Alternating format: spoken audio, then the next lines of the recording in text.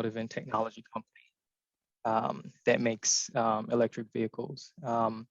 So some of the things that pretty much on a daily basis, weekly basis that I see as far as pitfalls is really a lack of preparation. I see a lot of folks that they would, start the interview process without any type of thought into either the company, how they're going to prepare themselves, or anything like that. And some of the things I look at is resume preparation, interview preparation, and like after the interview. I think it's extremely important to if you were military, I'm assuming a lot of folks on here are military or veterans. You know, your resume is probably going to be very synonymous with that reads kind of like a commendation or some type of achievement. The thing about that is most recruiters who have been operating under the private sector for some time, they don't quite understand how to translate that into what the job description is actually looking for. So I always say, take a good look at the job description, and make sure your resume kind of matches. Obviously, don't put stuff on there that you don't know how to do or anything like that. But if you do have some type of competency in it, you could rework your resume to resemble and pick out keywords in that job description. Which brings me to another point is don't use one resume to apply to 20 different jobs. It doesn't work, okay? Because it's not a match. I say have one master resume and tailor your resume to pretty much every single job that you apply for. As far as interview preparation, do some research on the company. You would be surprised how far that little effort would go with you coming on to an interview, knowing about the company, knowing things like maybe things that's been in the news, plans that the company announced, because it really leaves a lasting impression on that interviewer. Because in the sea of great candidates and everyone who's trying to get the job, that's what you want to do. You want to be that person that stands out. And that's extremely critical in the competitive environment that we're living in right now. The last thing that I want to touch on is what you're going to do after the interview. And this might sound kind of old school, but send a note to the recruiter saying, hey, can you pass on my thanks to the managers who took their time to interview me today?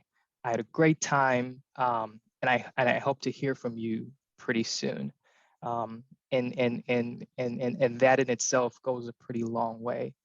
And hey, you might have done all these things, did everything correctly, followed every single best practice, and still not get selected for a role. This is not the time to sulk or get discouraged or anything like that. Accept it with grace. Just say, I really appreciate you for that. Thanks for telling me. And I look forward to talking to you again. Because sometimes they might call you up and say, hey, I know we talked the last time and the last role didn't work out, but, they remember how professional you were from the last outing.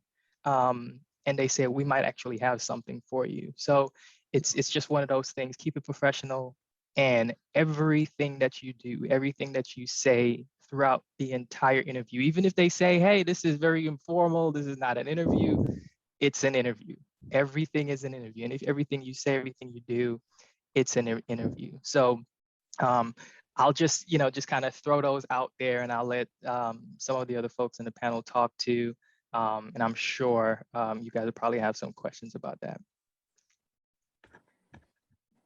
Awesome. Dwayne, thank you so much. When you guys have questions, feel free to send them in the chat. And as we go on, we can moderate them and give them out.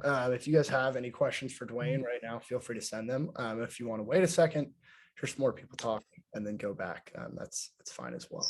Dwayne, thank you so much. That was extremely insightful. And I think a big point is that everything is part of the interview. I think a lot of people forget that, and the professionalism aspect can, get lost at times. Also, when, you don't end up getting the role, a lot of people don't take it as well as they may need to. And, leaving a good impression is always important. So thank you. Next, we've got Jamie at Oracle. So Jamie, if you want to. How's everybody going? A little bit about myself. My name is Jamie Young. Real name's Jameson. That's why it says Jameson on there. I just retired after 24 years in the Navy last month. So, the stuff that I'm going to talk about is going to be kind of hitting the home to you guys, because I felt the same way that you guys did with interviews and stuff like that. My last 15 years in the Navy, I'm glutton for punishment. I was in recruiting for the last 15 years. Sometimes you have your good days and sometimes you have your bad, but I've been all over the world and really enjoyed my time in the Navy, but now it's time to do something else, right? I got to grow up. So, a little bit about, basically pinging off what Dwayne said too is, I think I applied for 20 something jobs. And obviously I was on terminal leave at that time. And I was kind of stressed out because people don't call you back and you get frustrated. Being in the military, you're used to, hey man, I need answers right now. And you don't get that initial feedback. So you don't know how you're doing. So, 100% what Dwayne said is like, you're absolutely right. I've worked here. I started February 7th for the company. So I'm still kind of new at Oracle, and my whole job is to recruit veterans. Now, that being said, Oracle's got veteran initiatives that they hire directly and strictly for veterans. And there's certain jobs that we are actually pursuing with hiring managers and basically saying, hey, these veterans have value, and you need to give them a chance, because like he said, they don't know how to see your resume and look and say, holy cow, this guy's done some cool things and done something, because they don't know how to articulate the difference between, or how to mirror what they really need. So you guys have to be patient when it comes to that. With Oracle, I know that they don't just set you up for failure. They'll actually send you a package and say, hey, look, this is what you need to study and this is what you need to do.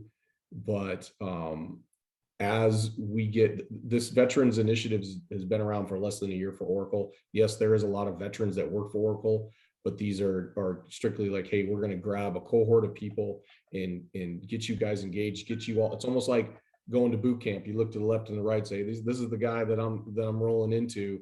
And you guys are all one group as you come up through the training pipelines for the different programs for Oracle.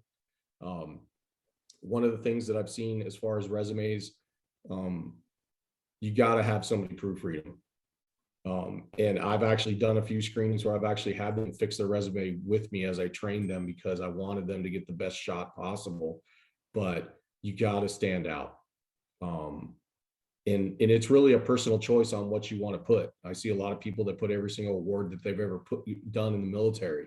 And then some people don't even, I talked to a kid today and he's like, man, I don't even know if I want to put military on there because it doesn't seem like I get anywhere with it. And they kind of treat me funny or different. So just make sure people are reading it, make sure you're going to those, I don't know, is everybody pretty much out of the military this time, or are they transitioning? So there's a decent mix. We've got actually a question here about the timing. In fact, Dave said, I'm retiring in just over a year. I'm going to TAP next week. How early is too early to start applying? I think it's a good mix. I think it's a mix of transitioning and then already out. Right. Okay. So to answer your question, is it Dave, right? That's who asked the question. So Dave, obviously, we can't really do much with you because these initiatives open and close, but you need to make sure, hopefully you sign up for the resume building, the interview portion of TAPS. I just did TAPS about 8 months ago, and I was able to basically hone I already had a resume, but I was able to, kind of fine tune it. And then, they go over the whole STAR methods with you at TAPS class. That's everybody uses it. Doesn't matter what company, they're going to use STAR method.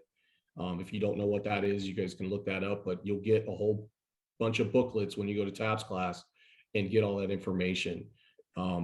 So depending on what your skill set is, as far as applying, yeah, we can't really do anything because you're out, but you can definitely start working when you go on terminal leave. I think I worked for a month before I went on, before I fully got out, I was on terminal leave. My command knew about it, and it doesn't really matter. You're pretty much gone by the time you're on terminal leave. So start researching. I would recommend researching the companies you kind of want to work for and go from there. And as far as your degree and your skill sets, and make sure that those align, like you said, to make sure that's the right resume for that position. Does that answer your question? Definitely. Jamie, thank you. And we've got Corey asked, can you speak to how to sell your experience over education when you're applying to roles? I think the STAR method definitely speaks to that as well. Right. Let me read that again. How to sell your experience over education when you're applying to roles. Okay. Yes. Okay. That's a great question. You have to, depending on the role that you're applying for, you need to, you're exactly right. The STAR method, they want to know what the situation was, how you handled that situation, and basically what was the outcome, right? So, hey, I was doing this, this, and this. I was able to. Can you Go ahead? I think they just unmuted accidentally. Go ahead. Oh, okay. But you basically, like I said, for the education part, some jobs require degrees and some don't. Some are hard no on degree. Like if you don't have a degree, we're not hiring you. Doesn't matter if I have 15 years of experience. I had probably 15 companies not even call me back because I only have my associates, not my bachelor's. So that's a dead stop. They're like, well, we're not even going to call you back. Doesn't matter what the case is. So how do you basically go over the top and talk about your experiences over education? Sometimes you can't. Sometimes you really can't. Unfortunately, you have to get that degree if that's what they're requiring you. What Oracle's doing is they're taking your military experience and basically using that for your corporate experience as far as the initiatives for veterans hiring. So that it's a little harder, because if you just got out of the Navy after 4 years, but you have a degree, how are you going to have that experience? You don't have any corporate experience. You just got out. So there's nothing that you can do about that. Some of them will let you just use the experience in the military based off of your resume and how the resume is written, but you need to use those keywords. Those keywords are huge. And kind of like, how do I describe it? When I was looking at jobs, I would make sure I tailored my resume to the actual job description so they could understand. So, hey, you need this experience. Oh, I've got something that I can put right in my resume that says exactly that. It was an experience that I had, and it tailored directly to that job description. Did that answer your question? I'm rambling, sorry. If I could interject there for a second, I know something to look out for also. Let's say you do get the interview and you're worried about your education. One, if it was a big issue, you probably wouldn't have got the interview, right? And two, look for job descriptions that say bachelor's degree or this many years of experience or work experience. Typically, if you see something that just says degree required, you're probably not going to get a call back. In that case, you're just not setting yourself up for failure in that instance. Definitely. Yeah, I completely agree. Jamie and Dwayne, thank you guys so much. Jamie, and that was really insightful. So I know there was a question about, are the veterans, I know that someone asked if you're not a veteran at all. I know that Oracle has both veteran specific and non-veteran programs, correct, Jamie? Correct. Yes.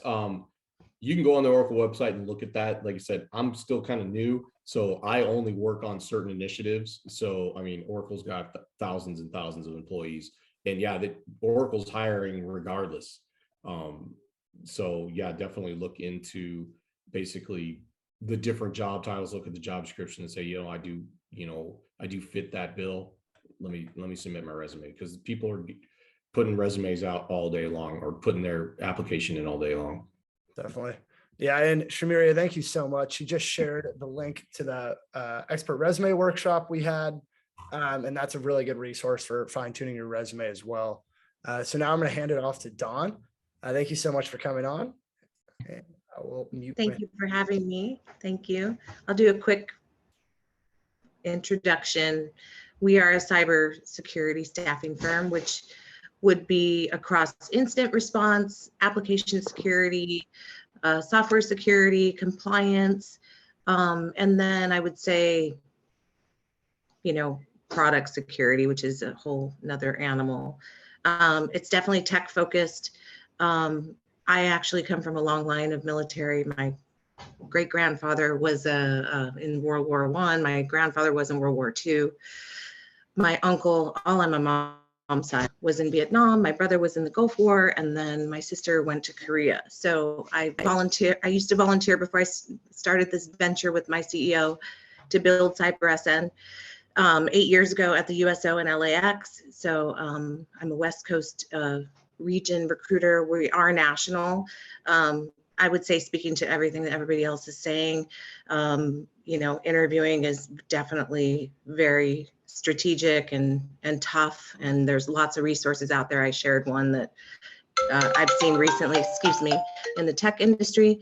But I would say also when you're transitioning, whenever someone comes to me transitioning out of the military, the biggest thing is that it's just the language. The language is into the commercial space. The language is very different, and it's not a bad thing. It's just a very something you just want to think about. So if you do want to transition into the commercial space and not go into a government company, I guess the only resource really outside of resumes, having access to people's resumes, is looking at how people word things.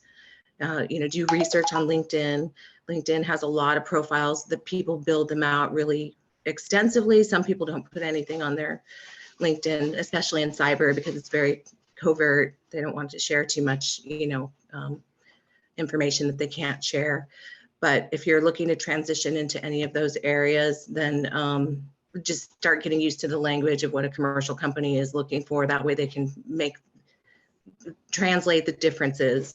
I think when I see resumes, the biggest difference is it's just a language difference, and it's a beautiful thing. It's a great transition for someone to be in, cybersecurity if they've gotten those skills in the military. So I think that if you have any questions around that, feel free to reach out. Our website is a marketplace. Basically, we're transitioning it more into a place where we do more of like a resource for people to go to. You can look at the jobs, you can apply to the jobs. It's not just CyberSN jobs. We're becoming more of a cyber kind of marketplace. So it's a great resource.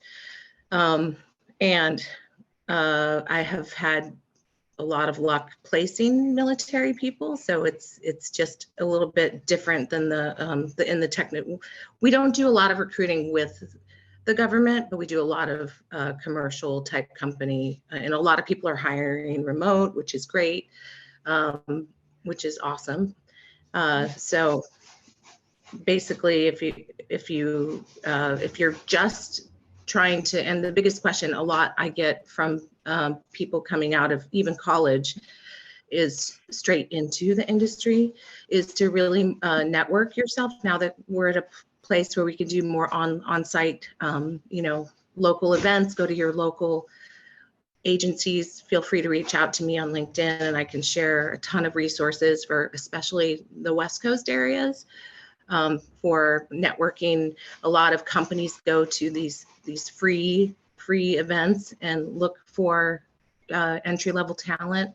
Unfortunately, I'm usually utilized for a more senior level person. But I have a ton of resources, and that's really the best way to meet people. Some of the agencies include ISSA, OWASP, ISC squared, a lot of places. There's a lot of resources out there. You just need to navigate and understand where to find them, and I'll be completely helpful in whatever I can to help you. Thank you, Dawn. Don, we had a question. Christopher wondered if Cyber Ascend combines cyber and IT or just cyber related. Cyber related, however, the best candidate for a role is someone who understands IT. So if you're moving, if say you're a software engineer and you want to move into application security, those are the best candidates because they understand the code and they can have those conversations around it. Or if say you're a network engineer or a systems administrator and you're looking to move into cyber, those are really great transitional things. So we don't actually, the answer to the question is we don't really, we're just specialized in cyber, but you know, IT, I used to place IT people, had a whole career in that. Awesome. Thank you so much, Don.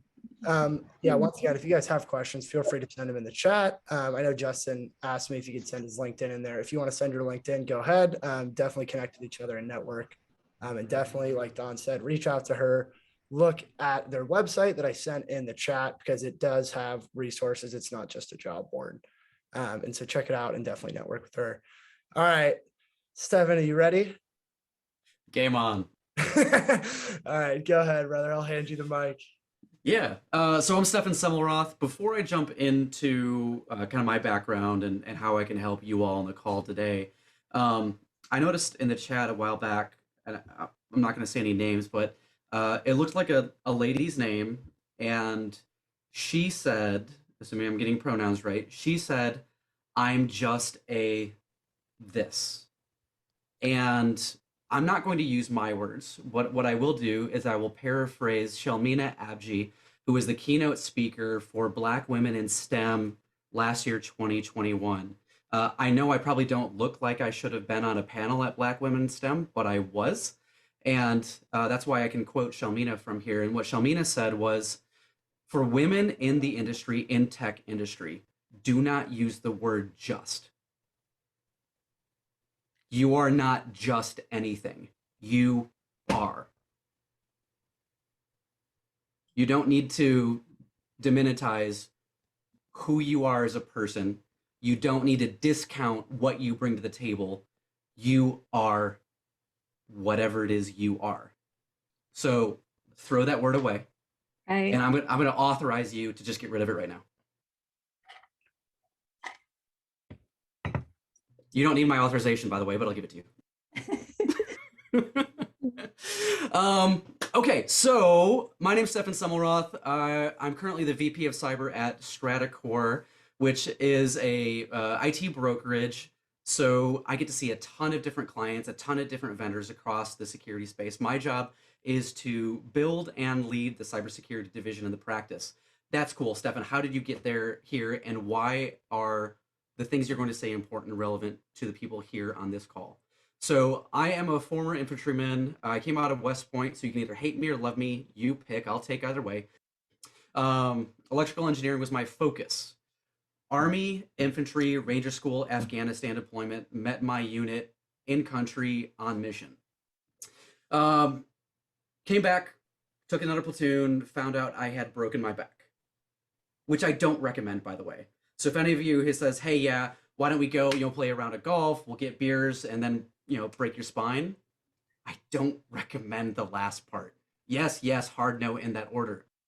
So as I woke up from surgery and was paralyzed and I had to learn to walk again, I thought maybe the infantry is not the right place for me because I literally have a weak spine. Go ahead, make all of the jokes. So I switched over to the Army Cyber Corps and I got to write a ton of content for people entering the Cyber Corps and drive through and learn how to be a part of the industry. And as we built that branch and I got to be a part of it, what I realized was there is so much talent here, not just in Cyber Branch, not just in Signal, not just in military intelligence, but the talent that we know and love as military members is phenomenal. We have problems though as we transition. So as I medically retired, I thought, what the hell am I going to do? Why don't I try to align that talent with people in the industry? So I launched a veteran-focused cyber recruiting company. And Dawn, yes, I know Deidre. Yeah. I don't know if she'd recognize me. It's been I a don't few know. years since we met in person. She's been on the pavement across the country talking about diversity Yes, she has. and cyber for 8 years. Yep. So I built a cyber recruiting company and was still doing incident response because I'm a glutton for punishment. And I spent a lot of time working with people as they transitioned one-on-one because I knew the talent level that we had. I knew what the industry needs. And I knew that there was an opportunity to make a really good living there.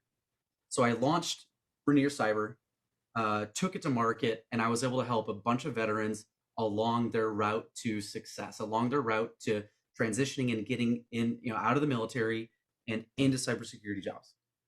One of the most valuable things that I've done that makes, made my heart grow 3 sizes. Along that route, I built a ton of military transition support work.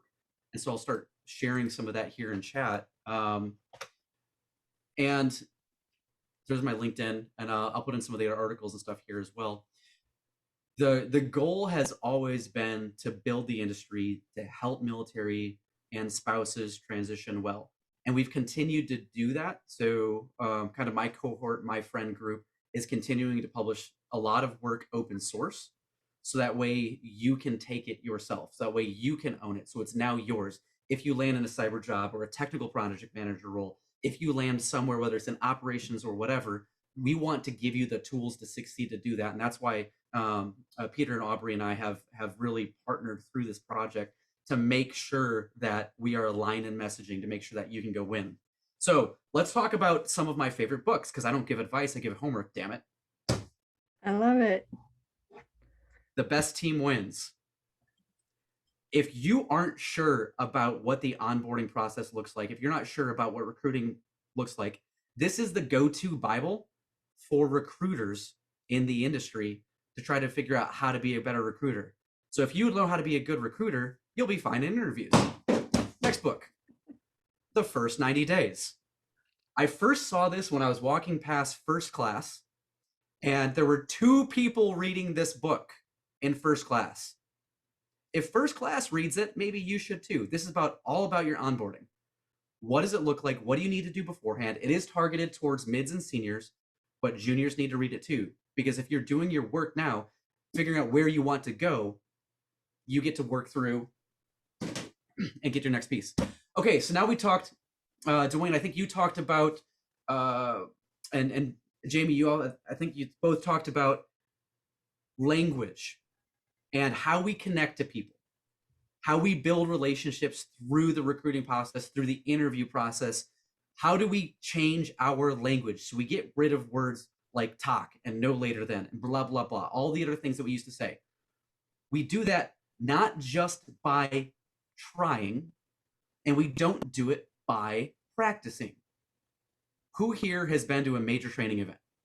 You can give the thumbs up emoji, you can lift your hand. I'll bet every single person on this call has been to a major training event. What are the 3 things you need to do to be successful? Have a plan, talk through the plan, and rehearse. So if you're not rehearsing, you're wrong.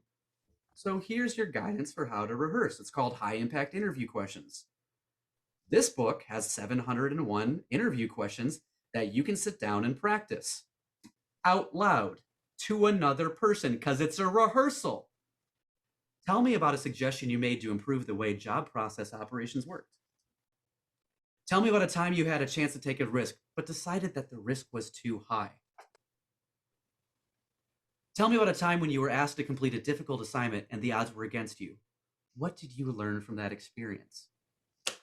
I'm insane. So I've literally brought this to holiday Christmas parties, and I've had my family sit down and pick random questions and answer them out loud. And I found amazing things about my family that I did not know about my loved ones from their past. And all of this was to learn how to be a good storyteller and tell the things that make you the best in the world, that you are truly best in the world at, and tell the stories to other people in a way that they get to know you and you can build a relationship and they want you on your team. because interviews aren't about answering the question. Interviews are about building relationships, and they're about telling stories, because we as humans tell stories. Going back to sitting around a fire about how to learn to not get eaten by a saber-toothed tiger. Because Sally just had an encounter with a saber-toothed tiger and she escaped, and now I need to learn from her.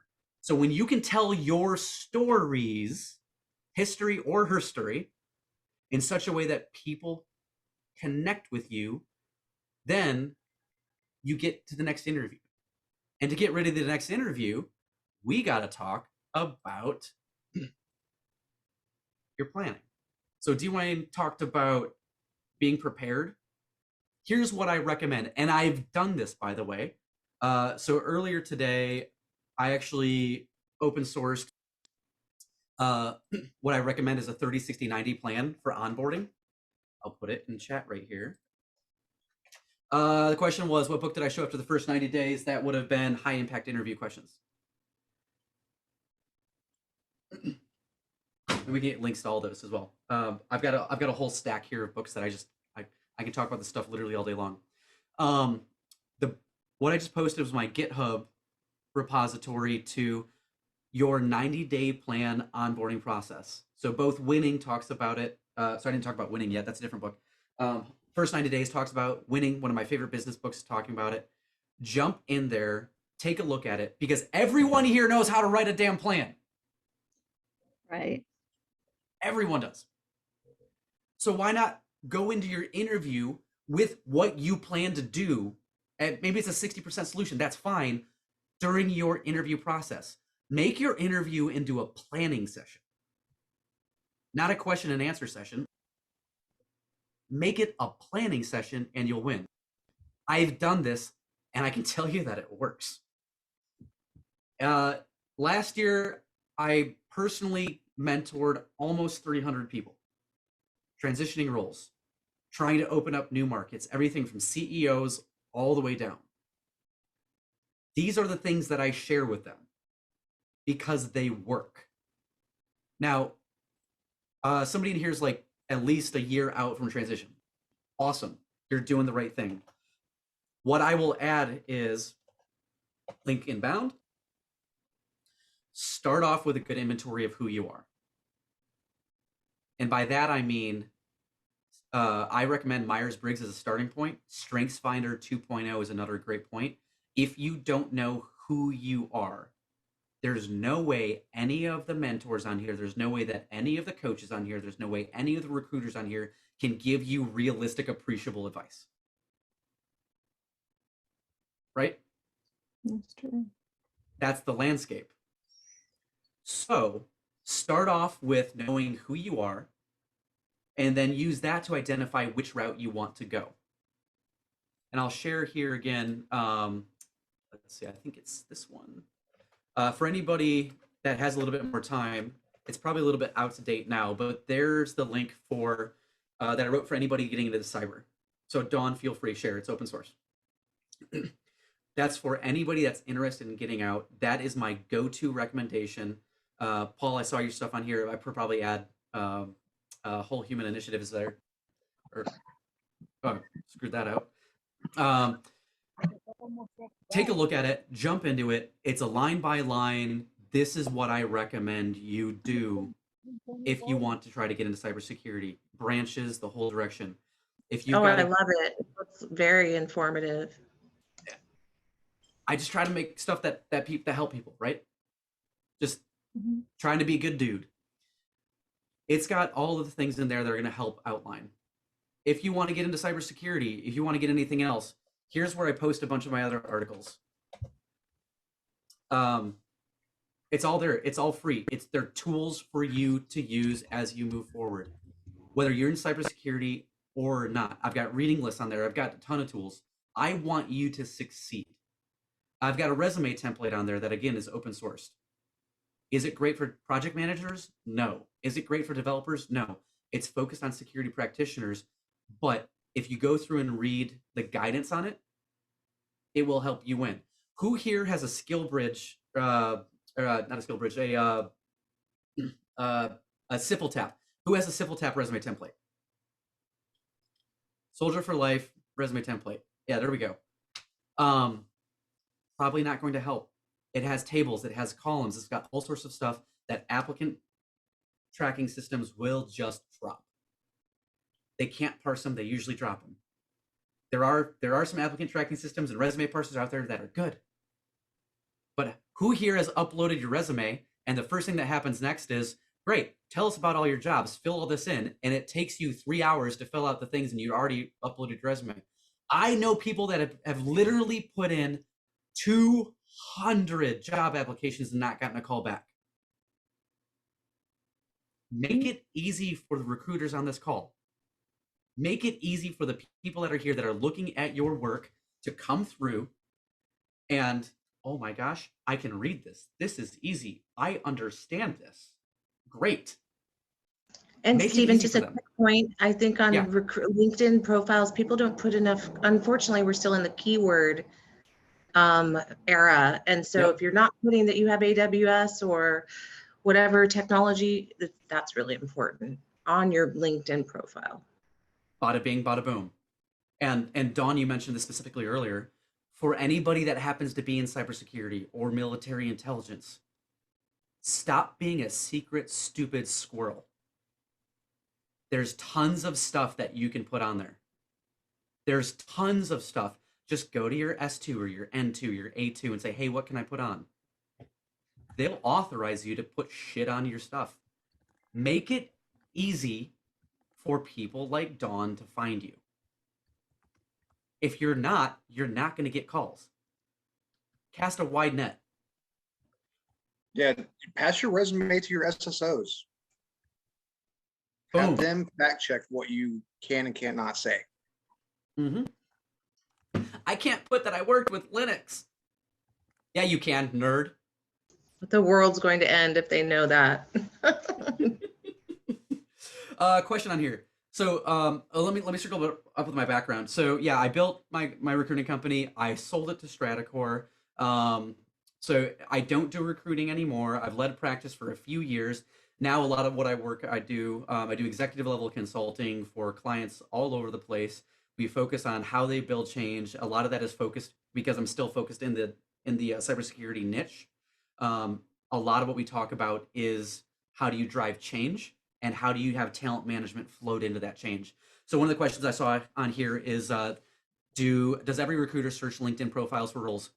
I would argue that most good recruiters do, not all do. It looks like a survey. I mean, Jamie, Dwayne, Don. Yes, and yeah. I mean, I'd say that. Absolutely, every day. I'd say 80% of the roles I recruit for, I'm on LinkedIn. 100%. Yeah. Yep. I would say, sorry, my name is Delaney, I'm a recruiter. I would say it would also depend on the job. I am looking for mechanics, techs, service techs. Yeah, they're not going to be on LinkedIn. Stuff like that. I use Indeed a lot, but I like to cross-reference with LinkedIn as well. So I don't want to take away from LinkedIn. LinkedIn is huge. But Indeed is as well used for some of those other positions that aren't cybersecurity and things like that as well. Yeah, and keep in mind, cyber, there's a negative unemployment rate. So you're seeking out these people and they're not applying to the jobs. That's the whole problem. So we do a lot of LinkedIn.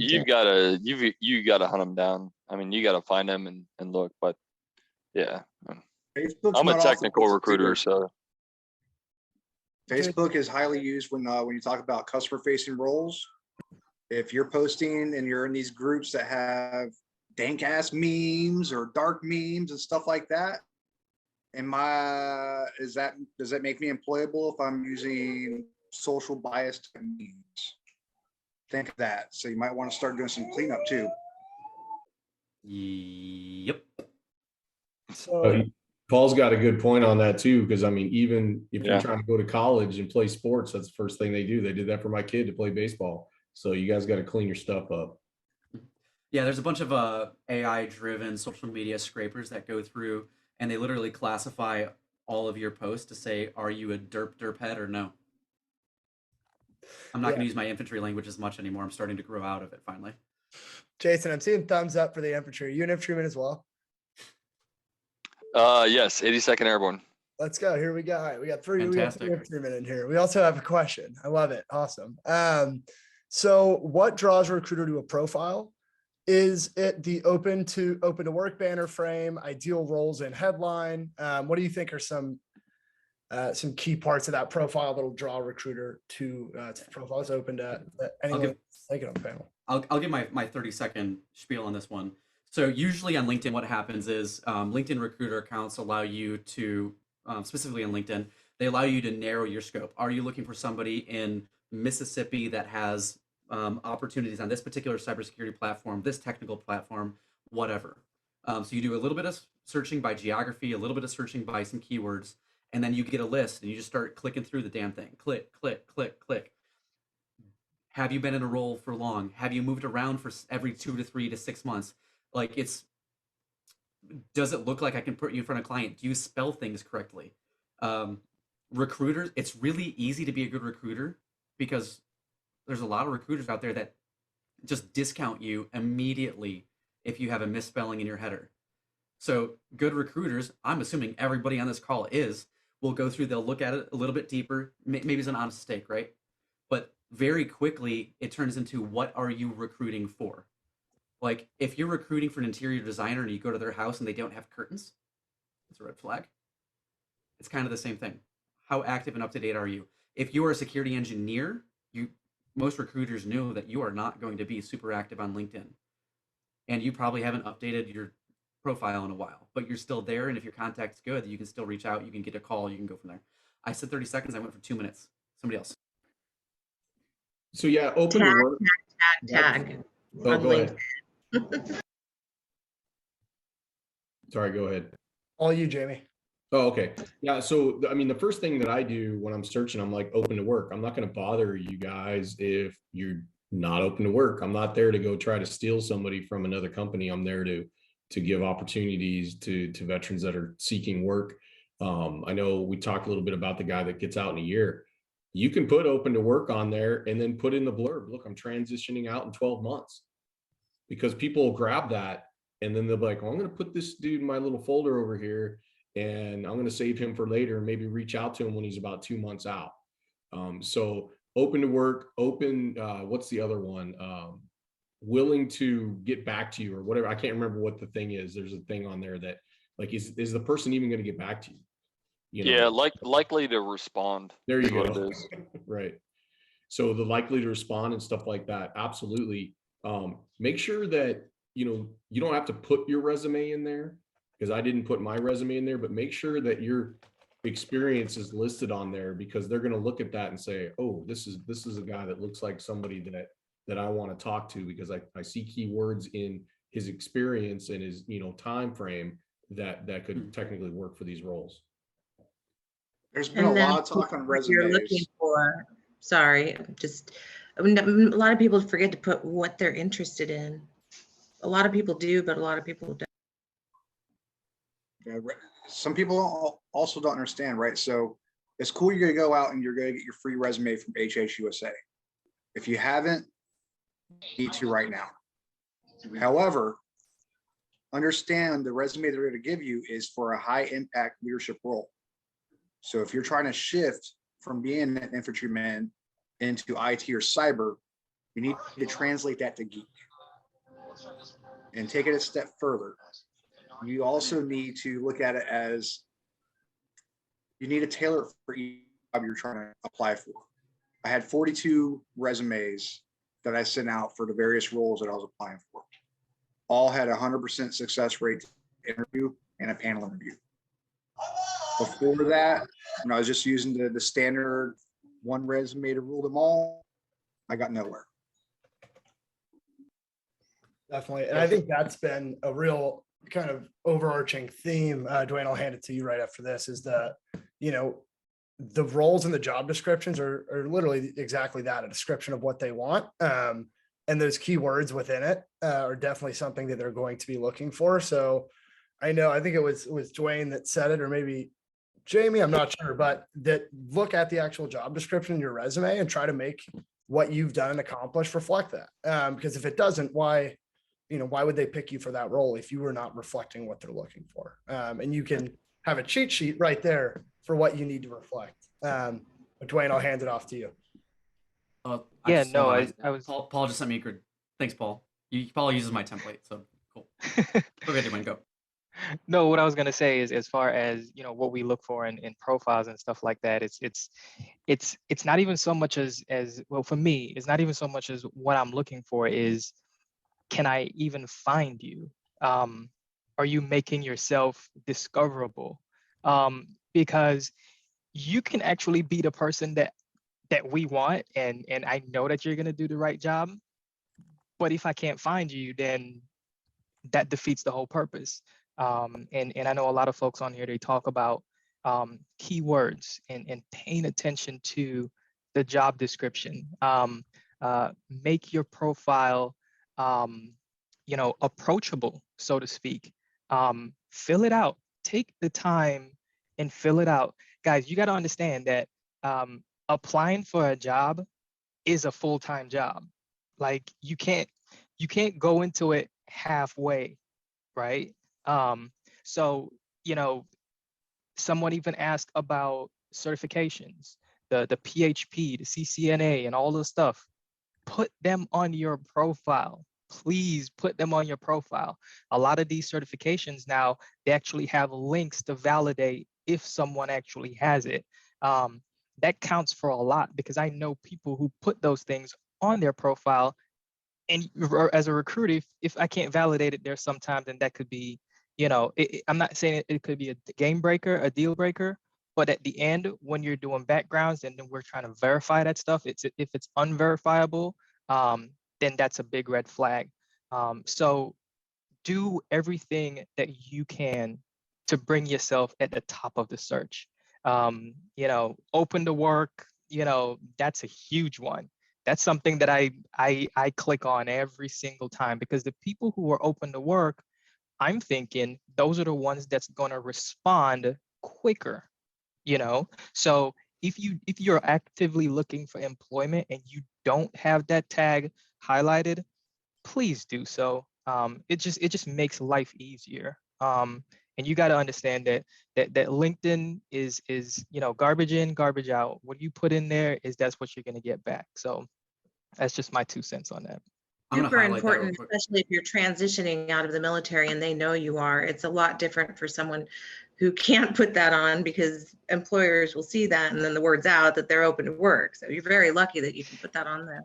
Exactly. Right now. True. That is another good point. If you're currently in a job and you're trying to get out, then you might not want to put that on there, but you could still put a lot of great keywords and things on there. Or someone mentioned networking, right? Even if you're not looking for a job, actively, continually build your network on LinkedIn. Like that cannot be understated. Every time I'm on LinkedIn, am I doing any type of sourcing or anything like that, and I see someone, oh, great, hey, how's it going? I'm sending a message. I'm sending a message here. I'm sending a message there. Find 20 profiles weekly that you see yourself actually doing that job, or you would want to be in that company or something like that, and just reach out to that person. Do it every week, 20 people. Because building your network, making those connections, you're going to get yourself in a position where people are actually reaching out to you. So instead of you're out there job hunting, people are hunting you because you've already built those connections. And for the folks who are transitioning, are going to be getting out in about 12 months, talk about an optimum time to start making those connections. Set up calls with those people. Talk to them. Hey, I just want to learn about the company. I'm not looking for a job right now. I want to learn a little bit more about you. I want to learn a little more about this person. Just do it, because you don't know what's going to happen in 6 months. You don't know what's going to happen in 12 months. And by the time that 12-month hit that you're supposed to get out, that person might reach out to you. Hey, so I know we talked about 9 months ago. Are you still getting out? It's just things to make your life a little bit easier. I'll hop in on the networking piece, and here's what I recommend to people all the time. So if you have a year before you get out, Can you, in the evenings, sometime go to a virtual networking event twice a week? Can you spare 2 hours a week to go to a virtual networking event? And then in that virtual networking event, it can be about whatever topics you like, industries you're willing to explore, whatever, pick them, virtual conferences. When you go there, your goal for every single one of those networking events is to find 2 to 3 people that you can do a one-on-one coffee with afterwards. That means you've got potentially 6 one-on-one coffee events every week, plus 2 hours of networking in the evenings. That gives you potentially a couple hundred interactions with people to allow you to build a real network. And you need to be prepared when you go into every single one of those one-on-one meetings to give back. There are people on this call that have done that with me. And so they can tell you that it works if they took the prescribed medicine. Definitely. Yeah, I was gonna say, Brian, also, yeah, there's fantastic events and people that make it really easy to network as well. There's a Vets to Industry event tomorrow. Vets to Industry does great networking events. You can also go on Veterati, if you're not doing an event, and schedule a one-on-one call with a mentor. Look at their profile. There's a lot out there, and networking really will just completely change the entire view, especially with certifications. A lot of people will go in, and I've seen this in cyber a lot, and I'm sure Paul could touch on it. I'm not sure if he's on the call anymore, is that people will go in and kind of blindly look to get the most common certifications when those really might not be the ones that are going to lead them to their desired role. And it might be because they don't know what their desired role is yet. They haven't done those informational interviews and narrowed it down.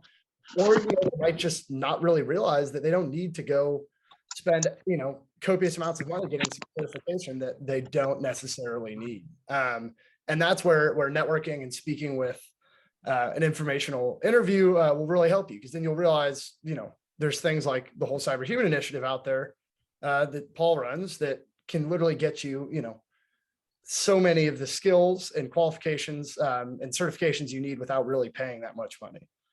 So I just dropped a link, actually. It's there's 12 certifications that you can get absolutely free. Well, don't go out and spend money. Don't go out and waste your onward opportunity on something as silly as an A+ or the Google IT support or anything like that. SANS has a veterans immersion academy. I'm pretty sure that every single one of us vets would love to give you a letter of referral for the SANS Academy. I understand the SANS Academy is very, very grueling. They treat it like a mini deployment. So on average, a SANS course is $74. They're giving you 3 for free. But a SANS course is 120 days. They give you 5 weeks. Something to think about. But there's so many free resources out there to exhaust before going out and paying. And I just dropped in my article on how to pick your next or your first cyber certification as well. And it doesn't have a complete overlap with what Paul talked about, but there's a lot of other resources in there as well to help you at least select the one that makes the most sense for you right now.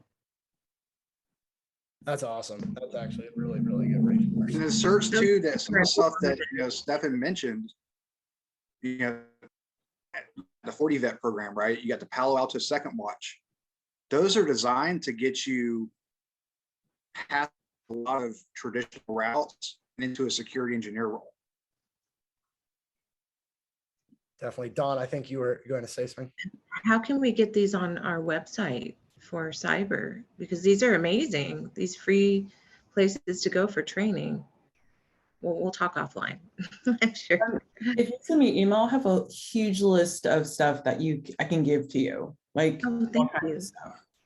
Definitely. And that goes into it. I think we will wrap it up around 5, but this will be a published recording. But it goes into it that if you reach out, especially to Whole Cyber Human Initiative, Vets to Industry, any of the fantastic recruiters we have on here, you can learn so much, save yourself a bunch of money, and really optimize your job hunt to go and actually land the role that you A, want, and B, are suited for. Because like Steven said, an honest self-assessment should be your first step. But that being said, this recording will be published. We're going to compile as many of these resources we can get. If you want help looking at these certifications, covering a certification, picking one, looking at your resume, doing interview prep, please do not hesitate to reach out to Boots to Books. And I want to take a second and also thank you, Jamie, you, Dwayne, Don, Stefan, Paul, Jason for hopping in. Delana, I may have mispronounced your name and I'm horribly sorry for that. But everyone who's hopped in and shared expertise, Brian, we really appreciate it. And I'll make sure to tag you in the follow-on post so that everyone here. So Jay Poff brought up a good question, right? So the Vet Success program through SANS is currently gated to can't now longer than 10 years. But Sonny, the director that actually runs those programs, is changing that because he knows older people are actually trying to get into roles now.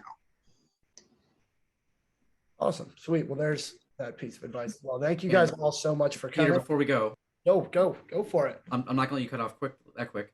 I just put my calendar scheduling link in here. I've got it gated for about 2 weeks.